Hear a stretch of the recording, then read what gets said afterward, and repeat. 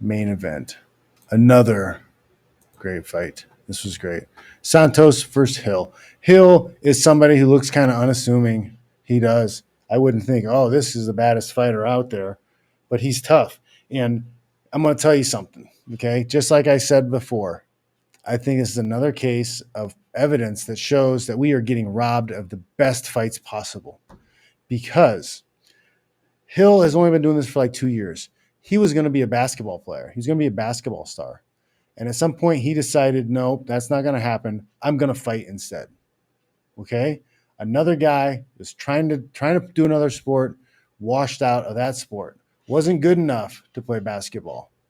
All right. On some level, whether he preferred fighting more or he realized he wasn't good enough to make the highest levels in basketball. I think it's closer to the not knowing you're not going to make it at the highest levels of basketball. So you try to make it higher at the highest levels of the next thing.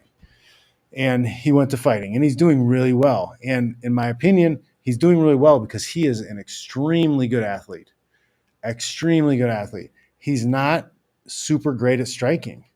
He's not. His striking is not. If you had him fight a top 10 boxer, he's going to lose to all top 10 of those boxers. Okay.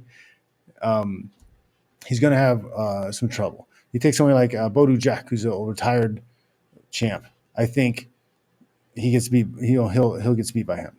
But he's such an athlete. He's able to land good punches. He mostly throws straight punches. Every once in a while, sneaks in a hook, and every once in a while throws that overhand.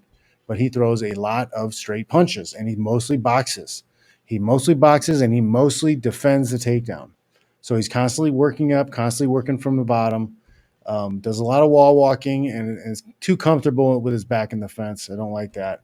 But his athleticism is what gets him away. He focuses on those things: counter wrestling, counter grappling, and boxing. I'd like to see him add some more kicks. He'd be more of a threat with more kicks. His athleticism carries him, and he's going to beat a lot of guys. Santos is really good. I'm a big fan of Santos. He fights hard. He hits hard.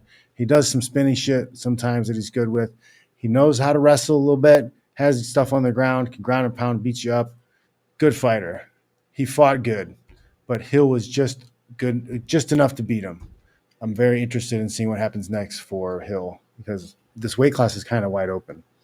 I'd like to see him fight a Reyes, because I don't want to see him fight another up and coming guy right now because I feel like they need to cleanse. They need to cleanse because there's going to be the John Jones stigma at that weight class for a little while. They make the up and comer guys, if they fight Enclave and Hill or something like that, I don't even know if they're the same weight, but if they do something like that and one of those guys loses to the other guy, that guy's going to get kind of put back on the side burner for a little bit. I say have these younger guys fight the guys who fought and lost to Jones. That way you can have a new batch of fresh 205ers who people can get behind. And they'll start questioning whether or not those guys who beat those John Jones throwaways are better. They're going to start questioning if Hill's actually better than Jones was. That's the kind of stuff you want to happen. You don't just want everyone being like, oh, yeah, these guys are good. But because I kind of feel that way with 155 and Khabib. Because no matter who's going to win and be champion for a while, it's always in my head, it's going to be, but if Khabib was still there, maybe this guy wouldn't win. Making sense to you guys?